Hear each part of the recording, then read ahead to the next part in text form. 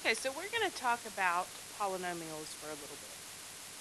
And we've been talking about polynomials. We've spent a whole chapter factoring polynomials, solving polynomials, doing lots of things with polynomials. So just as a reminder, a polynomial, poly means multiple, okay? So it has multiple terms.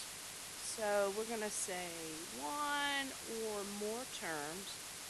And for those terms, each exponent on the variable, each exponent on x, is a positive whole number. So for example, if I have 2x to the fifth plus the square root of 3x squared minus 6x plus 2. This would be a polynomial because every exponent is a positive whole number, right? The problem we get into is whenever the exponents change, okay? So to numbers that are not positive whole numbers. So maybe if I had 2x to the 1/2 plus 3x squared, this would not be a polynomial because that exponent is not a whole number, okay? So positive whole numbers, and we've talked about this a little bit, so this is a little bit of a refresher for you. Okay, so a couple of key things. We need to make sure that our polynomials stay in standard form because that's going to really help us in the analysis that we're going to do. So standard form means that we have listed them in decreasing order of their exponents. So in decreasing order of exponents, for example, the biggest exponent comes first, okay? And we did this with quadratics. It was, remember when we had quadratics, it was ax squared plus bx plus c, okay? It was the biggest exponent down to the smallest. And it was important that we did this so that we could identify our a, our b, and our c. Okay, so with any polynomial, we want to make sure we keep it in standard form. So for example, if I had 3x squared plus 6x to the fifth minus 8x plus 2x to the third. It is a polynomial because all the exponents are positive whole numbers, but it's not in standard form, okay? So we would need to rearrange it. So take just a minute and see if you can figure out what this might look like in standard form.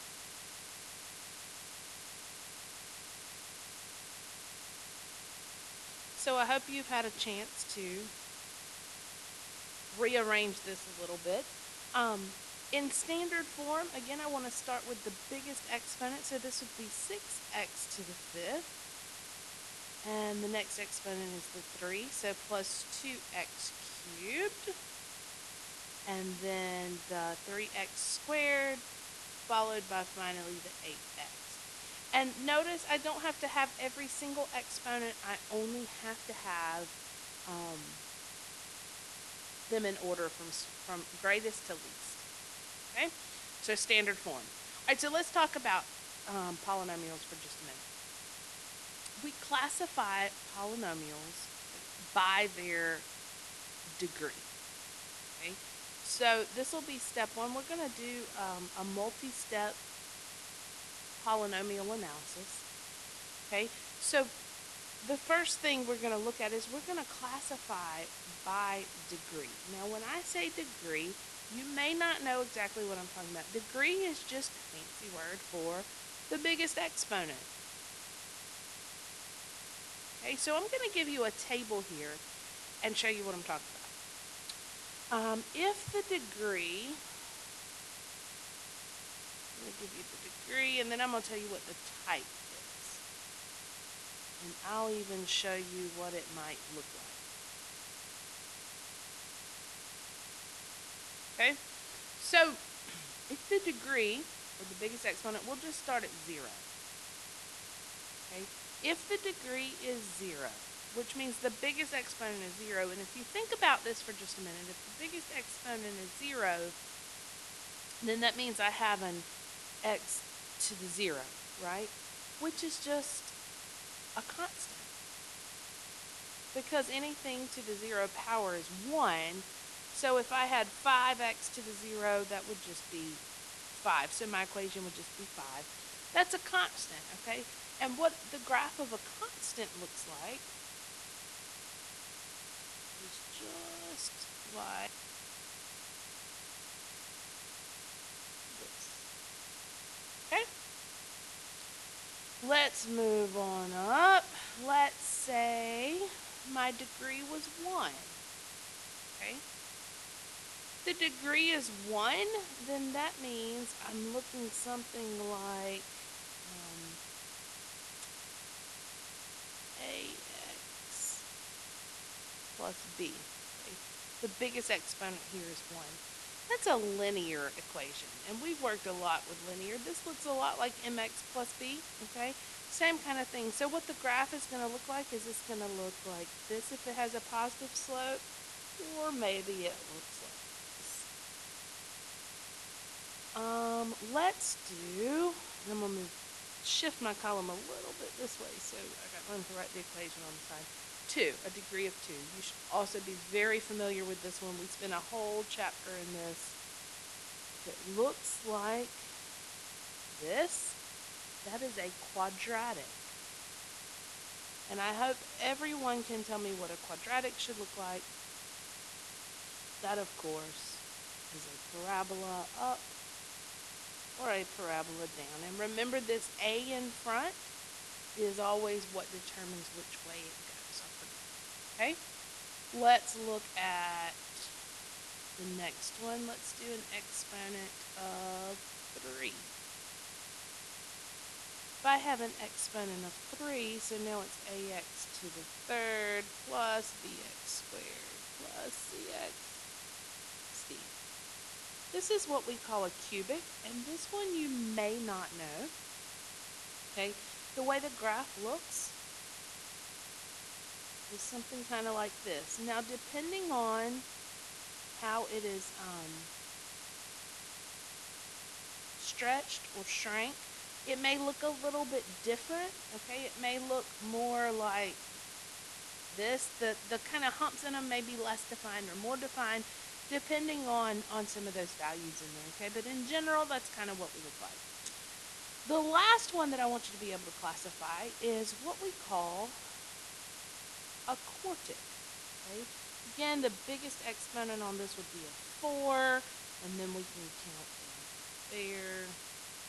And remember, it doesn't have to have everything, every single one. It just, we're looking at the biggest one here. So this is quartic.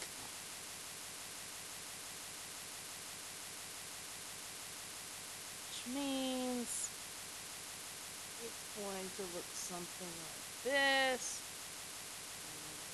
And as you can see, what's happening is every time I'm adding a degree, I'm kind of adding another little hump.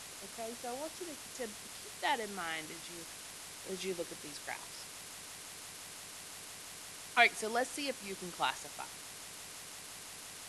If I gave you the equation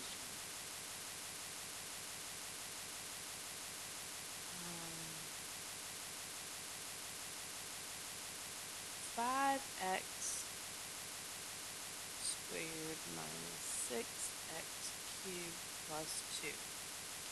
Tell me the type here. And I'll give you a hint. Be careful because it's not in standard form.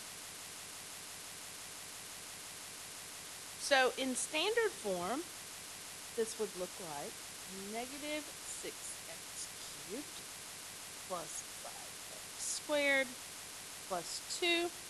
I classify based on the biggest exponent, so this would be cubic. Okay, one more, and I should probably put it in the form f of x equals. One more, let's do f of x equals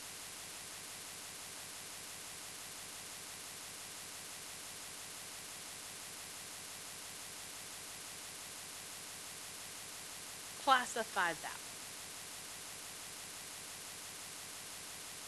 So I hope you noticed it's already in standard form.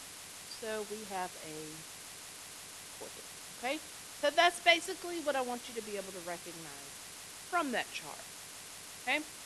Now, additionally, there's one other thing I want you to be able to just absolutely just look at the equation and be able to glean from that equation. And that is, if I have an equation, let's say 6x cubed plus 2x squared minus 5x plus 1. Okay? We know that this is going to be a cubic. Right? But there's something else you have to know. There's a couple other things you need to know. I shouldn't have said one. There's actually two. And it has to do with this number and this number. Okay? When it's in standard form, and that's the key, is standard form. The first and the last numbers are very important. Okay? The first, the 6, is what we call the leading coefficient, because in standard form it leads the equation. Okay? But if it's not in standard form, it's important to remember it's hooked to, I hate to say hook, that's not really, but it's the coefficient that goes with the biggest exponent. So in this case, the leading coefficient would be 6. Okay? The last number is what we call the constant, because it's always the same. No matter what you plug in for x, it's always the same. It's the one with no variable.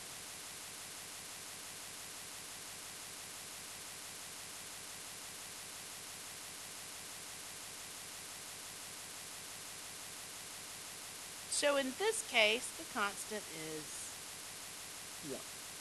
Okay? So let's have you try one. I want you for this one to tell me 3 things. Let's see. Let me give you the equation first. Let's do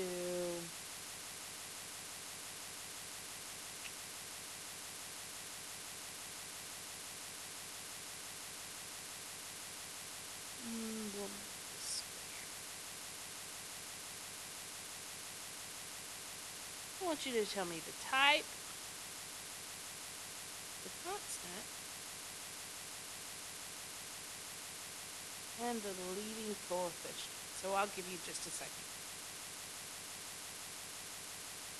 So I hope you've had time to do this.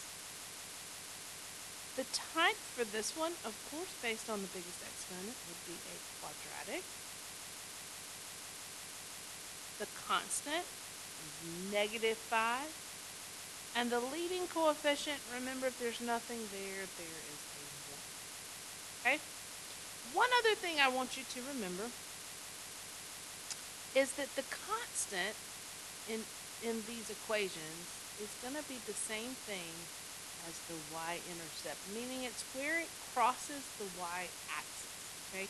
Remember when you had y equals mx plus b? The b was always the y-intercept? That's because the b was the constant. Okay? So whenever you see constant, you can also know that that is the y-intercept. Okay, let's move on to the actual graph. So we're going to take a look at some graphs, and we're going to point out some important things with these graphs. Okay, so I want to talk to you for just a minute about critical points of graphs, and then we'll do one together. Okay, there are 3 types of critical points. There are maximums, and under maximums we could have a relative max, or we could have an absolute max. There are minimums, and again we could have relative minimums, and we could have absolute minimums. And finally, there are zeros. So let me go through and tell you what these mean. Maximums mean a high point on the graph, okay? So someplace on the graph that's higher than other places. It looks like, if I have a parabola, this point, that vertex, that's a maximum, okay? So it's a high point. Oop.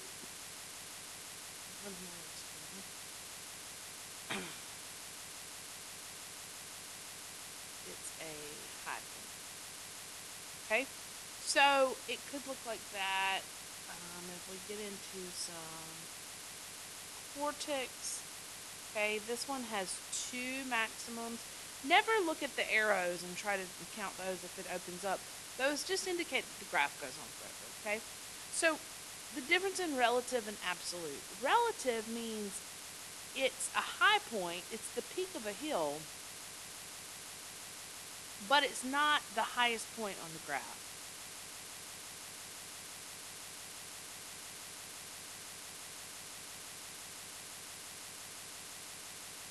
Okay, so if you look at this graph, oh goodness, for this graph, what happens is this. If you look, there's two different points here. This is a relative. The reason that's a relative max is because although it's a high point, there are points higher than that up on the graph. Okay, so it's relative. Now, this is where absolute comes in. Absolute, you can only have one,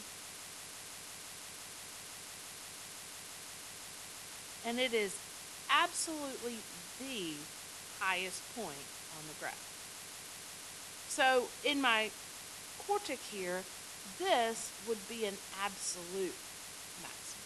Okay, so I hope you can see the difference. If I look at this one, there is no higher point than this, so that max would be absolute.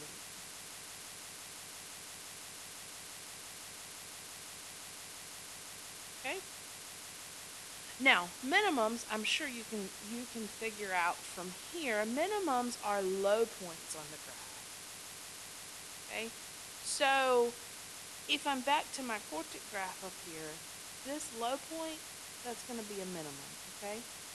And the same thing, the same definition applies for relative versus absolute. Relative means it's a low point.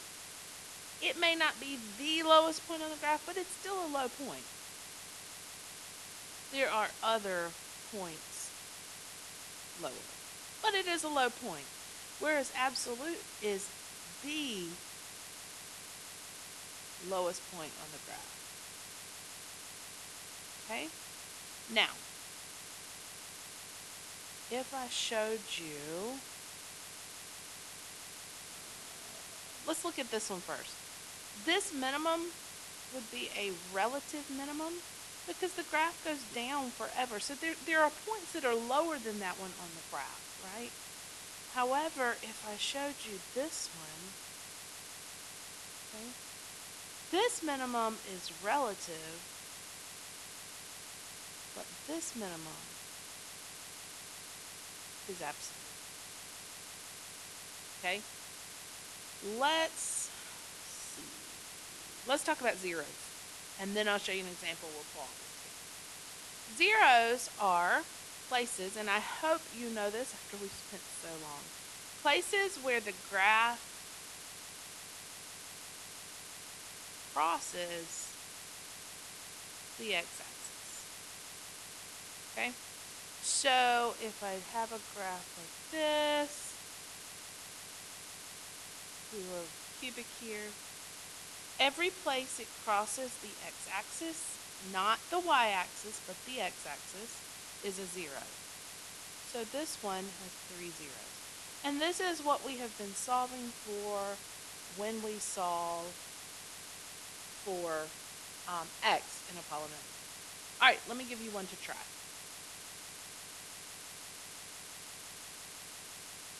I'm going to put a graph up here. Let's see.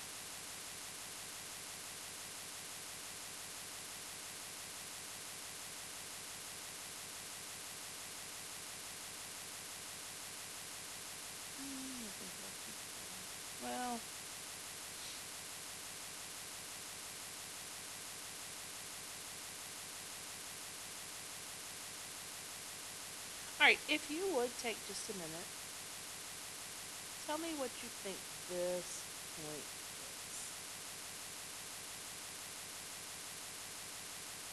Okay, I hope you recognize that it is a minimum, and it is in fact a relative minimum because there are other points higher or lower than that point on the graph. Let's do the next point. How about here? Tell me what you think that point is. I hope you recognize that this is a maximum, and it is in fact a relative maximum because there are higher points on the graph than just that. Okay? One more. Oh, this one. This one, while it is a minimum, it is the absolute minimum because there is no point that goes any lower than that one. Okay? Now take a minute and tell me how many zeros do you see on this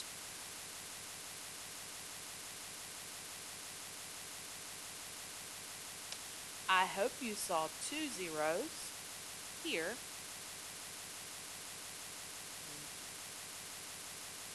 Okay? Let's do one analysis, start to finish, and we will be done. I'm just going to pull up a sheet here. We'll do the first one through. And there's a couple of things on here we haven't quite talked about, but we will. So what I want to do, I want you to write these down. Okay? And let's do them together. If I look, this is my equation. Okay? That I'm using, and I've already gotten it graphed here for you. So what I want you to do is let's do the analysis. First off, tell me what you think the type is on this equation.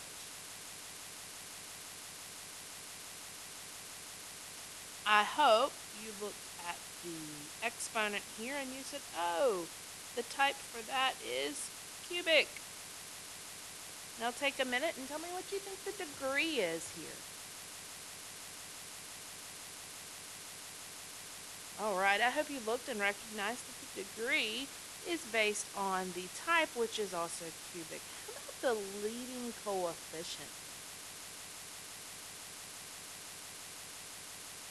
I hope you found that the leading coefficient is the number in front. Since there's not one, it's 1, but the negative impacts that leading coefficient. Constant now. So because the constant's not there, you can put a 0. So the constant in this case is 0. Okay? Y-intercept, and we mentioned this earlier in the lesson. What is the y-intercept of this graph? I hope you recognize that the y-intercept is the same thing as the constant. You can also look on the graph and notice that it's crossing at 0. All right, relative or absolute maximums. So the first thing is to actually recognize the maximums, and I know that this is the maximum. So what I'd like for you to do is to tell me if it's relative or absolute, and tell me what the coordinates of that point are. Just estimate. Okay, I hope you said that the maximum is relative, and it's relative because there are points higher than this on the graph. The graph does go up forever after all. So the coordinates of this point, I would estimate this to be about maybe 1.25. And again, I'm saying 1 1/4 over. If you did 1.5 or did 1.1, whatever, just close. 1.25 up to about 4.5, somewhere in that area. Okay, that's what I would guesstimate to be, but somewhere close. All right, minimums. So I'm looking at minimums. This is my minimum. I want you to tell me if it's relative or absolute and give me the coordinates. Again, I hope you said that this is relative. Why? Well, because the graph goes down forever, right? So I have a relative min at, let's see, looks like this is about the same, negative, but it's negative 1.25 down negative. You can omit in behavior for right now. We'll get back to that later in another lesson. But the zeros, I see, let's see, 1, 2, and 3 zeros here. So take just a minute and tell me what you think those 3 zeros are.